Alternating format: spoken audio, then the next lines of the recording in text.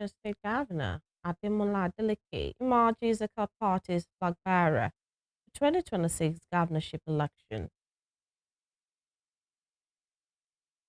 Senate to investigate alleged selective implementation of President Bola Tinubu's order withdrawing police escorts from VIPs. President Bola Tinubu calls for strong action to address farmer-herder conflict. On the firing scene, two building collapse kills 22 people in northern Moroccan city of Fez. Good evening, this is news at 7 on Western Spring Television. I am Temitope Ajijolaoluwaola. Osun State Governor Ademola Adeleke on Wednesday emerged the Accord Party's candidate for the August 8, 2026 governorship election. Adeleke, the only aspirant in the primary held in Osogbo, polled 145 votes out of 150 cast by delegates drawn from the state's 30 local government areas. Announcing the result of the primary, the secretary of the Electoral Committee, Abdulaziz Salaudin, said 5 votes were voided. Joseph Atewe was there and now reports. For weeks, residents of the state waited for official announcement from the camp of the governor as to which party was moving to after dumping the People's Democratic Party, the PDP, citing internal problems. The wait came to an end yesterday as Governor Ademola Adeleke announced Accord Party as his new political platform and declared his intention to seek a second term on the party's ticket. The declaration was made during a meeting with national and state leaders of the Accord Party. At the Accord Party primaries held today in Osogbo, which had in attendance his deputy, Prince Kola Adewusi, the secretary to the state government, Honorable Teslim Igbalaye, and his commissioners, amongst others, saw Governor Ademola Adeleke win the primaries unopposed, as announced by the party. The election has come and gone. Votes have been casted and counted. And the committee chairman has raised their hand and they have called on me as the national chairman to present this certificate of returns. On behalf of Accord, the members of the National Committee, on behalf of the National Executive Committee of our great party and the Accord family, I hereby present this certificate of returns to you, Your Excellency. Accord! In his acceptance speech, Governor Ademola Adeleke thanked the 150 delegates from different local governments of the state for their votes and for the confidence they have in him. He said what was witnessed today was the beginning of an official battle for continuity, and with the Accord Party, it will emerge victorious. He challenged other candidates from different parties to run with their records, as the people of Osun will choose based on merit. Delegates from across the 332 wards of Osun State, the confidence you repose in me is hugely appreciated. I assure you that I will not take it for granted. We are today launching the battle for continuity of progress, good governance, and democratic dividends. Governor Adeleke said in 4 years his achievement has surpassed what the previous administration allegedly struggled to do in 12 years. Furthermore, the Accord Party candidate disclosed that the people of Osun should be ready for new innovations that would entirely transform the face and status of the state. For a long time, Osun has witnessed failed promises in the last 3 years. We actualize the yearning and aspirations of our people. Ours is a government of talk and do. In the forthcoming polls, I challenge likely opponent to run on their records. In their days in government, what were their deliverables to the people of Osun State? How did they run or manage the state, what legacy and they live for the people. In their days in power, they failed the people, they failed their party, they even failed themselves. Today, the people reject them. Appreciating the governor for choosing a court party amongst other parties available was the state chairman, Mr. Victor Akonde, who also assured the governor of victory come 2026. Today, we thank God. Today is a dream come true. I want to appreciate everybody who made today a successful day. The coming of our governor, His Excellency Senator Nuruddin Ademola Adeleke to our party is an agreement between the party and the candidate. It was not forced. We welcome him with our whole hands open.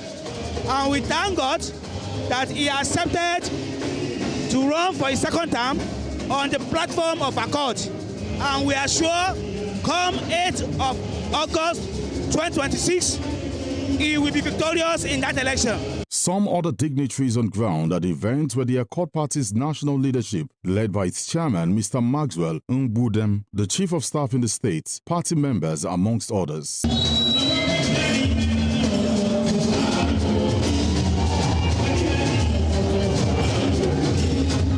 Joseph Atewe, Western Spring Television News. President Bola Tinubu has met with all Progressives Congress leaders and governorship aspirants from Osun State, urging them to embrace unity and support a consensus candidate ahead of the party's December 13 primary. This was contained in a statement issued and signed by the Special Advisor to the President on Information and Strategy, Bayo Ononuga, on Wednesday. Ononuga said the meeting held Monday night at the State House, Abuja. Those in attendance included former Deputy Governor Benedict Alabi, Otumba Bayemi, Aki Ogunbiyi, Senator Babajide Omowurare, Tunle Adegoke, Babatunde Oralusi, Milikat Jimo, and Bola Oyebamiji. Also present were the APC National Chairman Nentawe Yewada, Secretary to the Government of the Federation, Senator George Akume, Chairman of the Progressive Governors Forum, Hope Uzodinma, and the Minister of Marine and Blue Economy, Adegboyega Oyetola. According to the statement, Tinubu praised the aspirants for their contributions to the party, but warned against the infighting that caused the APC the last governorship election in the state. He urged them to close ranks, respect party supremacy, and rally behind whoever emerges from the party-led process. At the end of the meeting, the aspirants and party leaders issued a joint declaration pledging to support the consensus candidate. Rivers State Governor Siminalayi Fubara has dismissed speculations of a rift between him and federal or state lawmakers from the state, insisting the claims of strained relations are unfounded. Governor Fubara said this on Wednesday at the commissioning of the extended and dualized 28.4-kilometer Ahwada-Umoko Road. The governor said, contrary to insinuations, that he was avoiding the lawmakers. Arrangements had already been made for a meeting with them. He explained that the plan was for his predecessor and FTT Minister, Nyesom Wike, along with elder statesman Ferdinand Alabraba and other leaders to convene the session. According to him, anyone alleging that he declined to meet with the lawmakers or rejected proposals relating to them is not telling the truth. Governor Fubara, who announced this defection from the PDP to the APC on Tuesday, used the event to call on Rivers people to continue supporting President Bola Tinubu. If Fubara they tell you something, now this is the second answer. If you they support Tinubu, no follow corner. You they hear what they talk? We they support Tinubu, we know they follow corner. That is the second answer. I'm going to take that one.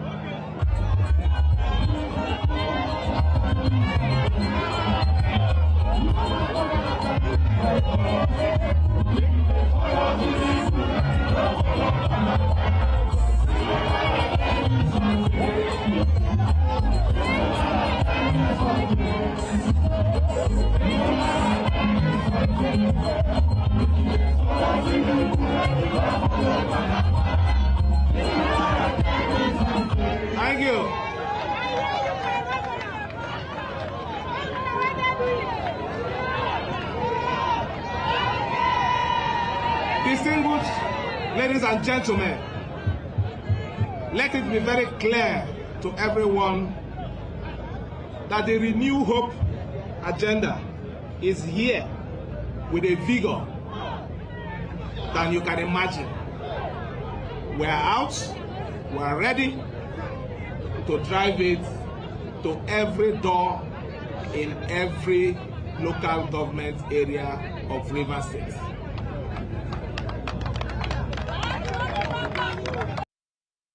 The Senate has directed its Committee on Police Affairs to investigate the alleged selective implementation of President Bola Tinubu's order withdrawing police escorts from very important persons, VIPs. The move followed complaints that lawmakers were being singled out, while other influential individuals continued to enjoy full security cover. The resolution was reached after Senator Abdul Ningi raised a point of order under Order 9 during plenary, expressing outrage that his only police orderly had been withdrawn despite the continued protection of ministers, business executives, political families, and celebrities. Ningi warns that the uneven enforcement of the president's directive can expose lawmakers to security threats and undermine the intent behind the order. Issued in November as part of a broader national security strategy to improve police efficiency and public safety, he underscored that he had no objection to complying with the president's policy, provided it was implemented fairly. Responding, the Deputy Senate President Barao Jibrin confirmed that the leadership had already discussed the matter and taken steps to address the concerns raised. He also acknowledged that the president's directive appeared to be selectively enforced. I cannot ever imagine that a senator of the Federal Republic of Nigeria, who has been here for a very long time, only one orderly, and he is withdrawn. I saw two convoys of ministers, and they were carrying lots of security personnel. I have also seen business concern, Chinese and other business concern. Yesterday, with a complement of orderlies.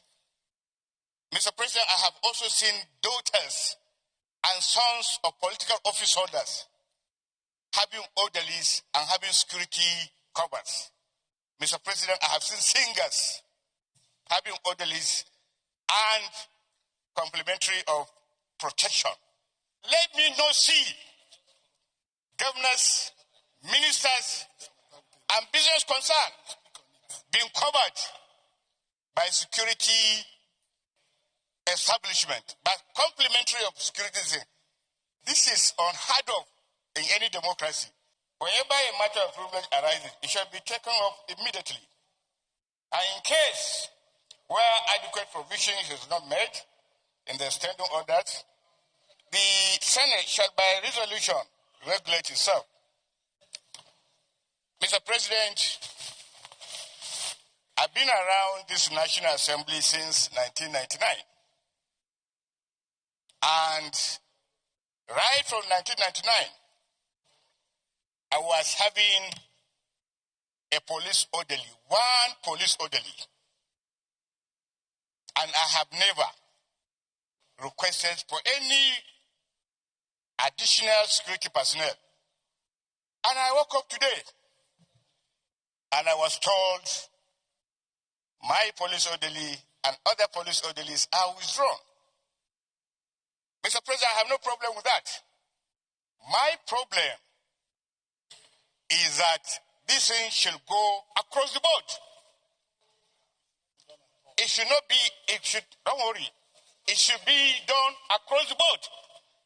Let's see what happens from the office of the president to the vice president to the Senate president to the Speaker of the House to the ministers. Mr. President, I'm coming after they have withdrawn my only orderly. I saw two convoys of ministers, and they were carrying lots of security personnel. I have also seen business concern, Chinese and other business concern. Yesterday, with the compliments of orderlies. Mr. President, I have also seen daughters and sons of political office holders having orderlies and having security covers. Mr. President, I have seen singers having orderlies and complementary of protection.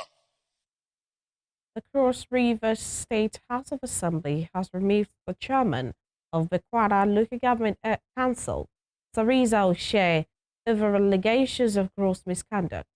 This follows the adoption of the report of the House Committee on Judiciary and Public Petitions. The development traces back to June 10, 2025, when the Assembly received a petition from 8 councillors of the Bekwara Legislative Council accusing the suspended council boards of corruption, abuse of office, arbitrary stoppage of councillors' salaries, and violation of due process in the administration of the council. Acting on the petition, the Assembly had immediately suspended the chair for 90 days and directed the Vice Chairman, Egbong Odama, to assume office in an acting capacity, while the committee undertook a full-scale investigation. O'Shea's removal was approved during Wednesday's plenary in Calabar after 19 out of 25 lawmakers voted in favor of the committee's recommendations, sealing her fate after months of inquiry.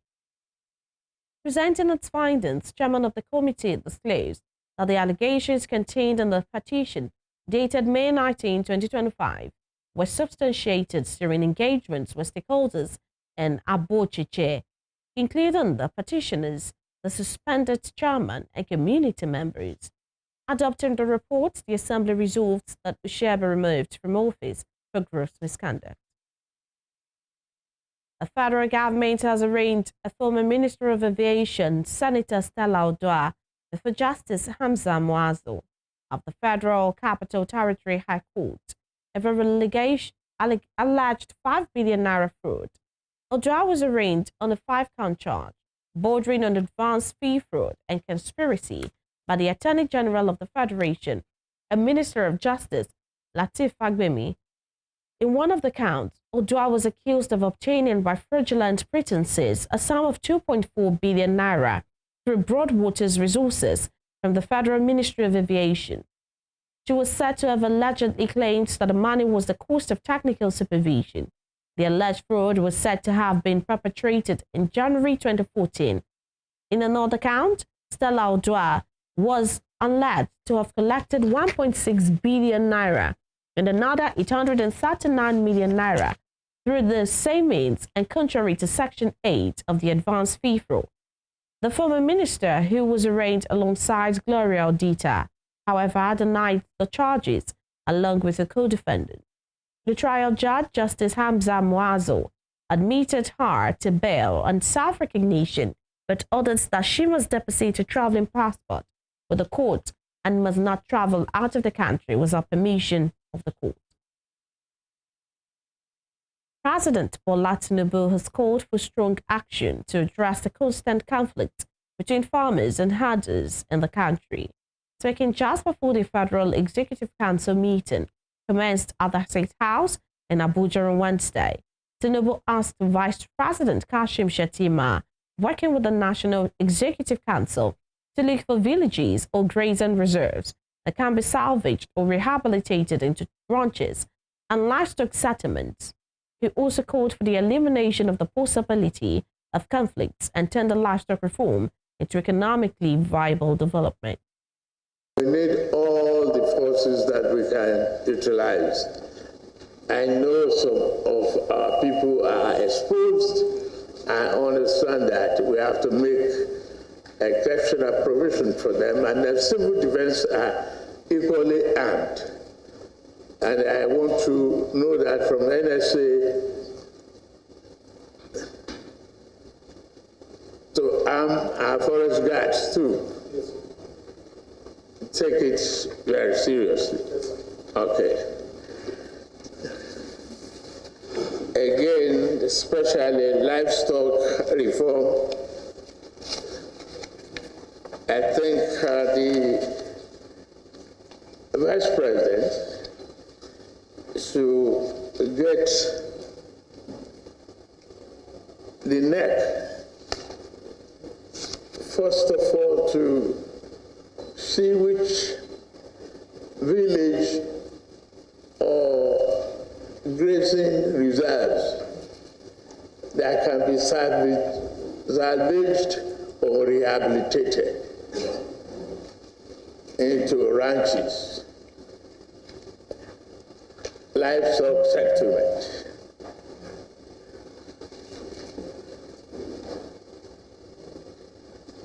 We must eliminate the possibility of conflict and turn the livestock reform into economically viable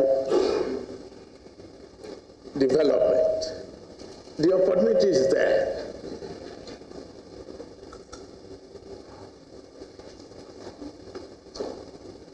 Let's utilize it. And it is a neck.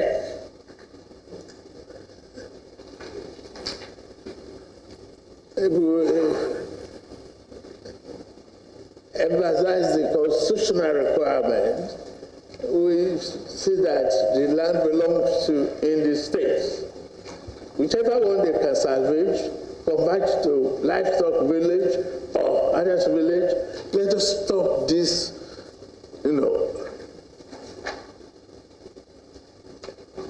conflict area and turn it to economic opportunity and prosperity. Thank you very much. Thank you. This is for you. This is an editorial too in support of what I've just told you. Nigeria's Minister of Defense, Christopher Musa, has applauded the armed forces for their rapid intervention during last Sunday's attempted coup in the Republic of Benin, saying their prompt action played a key role in thwarting the plot. Musa gave the commendation in Abuja on Wednesday during the decoration ceremony for newly promoted senior army officers. He said the incident was a reminder that the military must remain alert at all times, prepared to protect Nigeria and its allies from emerging threats. Musa emphasized that no arm of the military can operate successfully without collaborating with others, stressing that national security demands seamless joint operations across the Army, Navy, Air Force, and other security services. Earlier in his remarks, the Chief of Army Staff, Waidi Shaibu, said Nigeria remains central to safeguarding peace in West Africa and must continue supporting regional efforts against instability. He told the newly elevated officers that their roles carry weighty national implications. President of Apostolic Grace Network Incorporated, Apostle Lawrence Bamilo, has urged President Bola Tinubu to replicate in Nigeria the same swift and decisive intervention reportedly deployed to avert a coup in the Benin Republic to tackle insurgency and rising insecurity across the country. Speaking with journalists ahead of the 2025 African 24-hour Marathon Prize at the Work Gift Center in Osogbo, Bamilo said the president's rapid move in Benin demonstrated Nigeria's dominance on the continent. He insisted that similar courage must be applied at home, where innocent citizens continue to die. Bamilo highlighted the scale of the problem, noting that both Muslims and Christians are dying. He also called on the president to combine military intelligence with spiritual intervention, emphasizing that both are necessary for national stability. Bamilo further urged Nigerians to stop attacking religious leaders, stressing that clerics are not responsible for the country's problems. He also expressed support for public display of praises to the Almighty by Osun State Governor Ademola Adeleke. Speaking on the upcoming event, Bamilo says thousands of worshippers from different denominations will converge from Friday 3 p.m. to Saturday 3 p.m. for the African 24-hour Marathon Praise. The event will feature Prophet Mark Akimbi, Bishop Mike Bamidele, Prophetess Bisi Alawiye, Pastor Femi Praise, and others. Every good thing and bad thing stop and start at the table of the leader. This is the only reason I'll be directing this message to the presidency, that the responsibility of Nigeria transiting from country of a particular concern actually begin with every citizen. However, it starts and stop at the table of the President of the Federal Republic of Nigeria.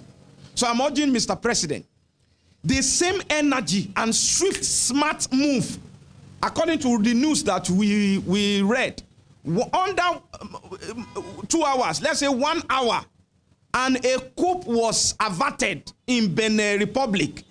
That same decisive action is expected in our land. Please, Mr. President, let's take the same decisive action. That action is laudable.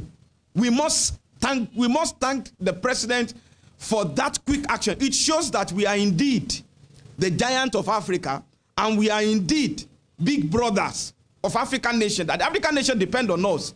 The same thing that was done, please, let's repeat it in Nigeria. Let's see how we stop this insecurity. In all the news, Nigeria's Minister of Foreign Affairs, Yusuf Tuggar, has affirmed the federal government's resolve to elevate Nigeria's silent ties to a strategic partnership comprising political, economic, and cultural collaboration.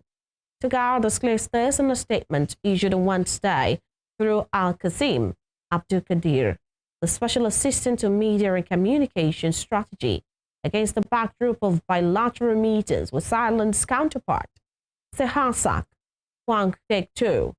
Abdul Qadir quoted Tuggar as saying the meeting occurred on the margins of the relaunch of the Silent Africa Initiative. Tuggar congratulated Sehasak on his appointment and offered condolences on recent national losses, including the passing of the Queen Mother and victims of natural disasters. He expressed appreciation for cordial Nigeria-Thailand relations and acknowledged Nigerians' desire to elevate the partnership to a strategic level across political, economic, and cultural spheres. Both sides noted the past high-level visits and pledged to keep the memory alive through reciprocal exchanges. Still to come, as part of measures to resolve crisis rocking People's Democratic Party, Tanimo Taraki-led National Working Committee meets with state chairman of the party. We'll bring you more of this when we return. Stay with us.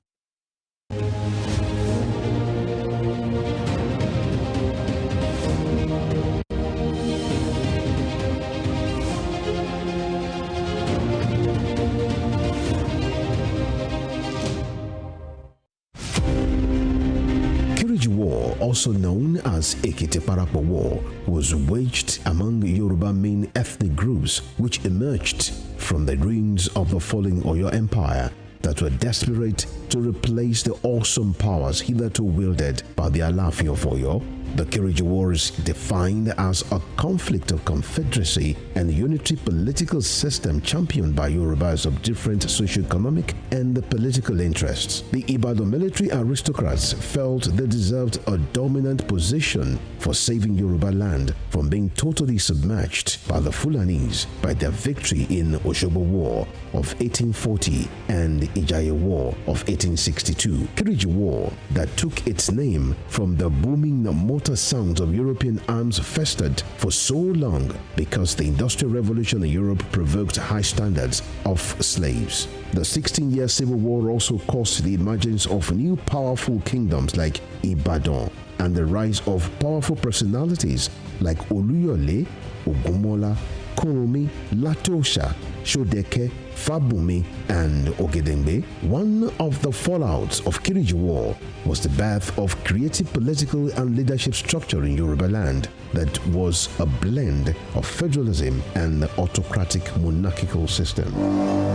Western Spring Television identifies Kiriji War as a watershed event. I am Josh Tufoni. I'm a comedian and I like to make people laugh. Fly up! But it's not funny that we're losing our unique gorillas. We only have around 100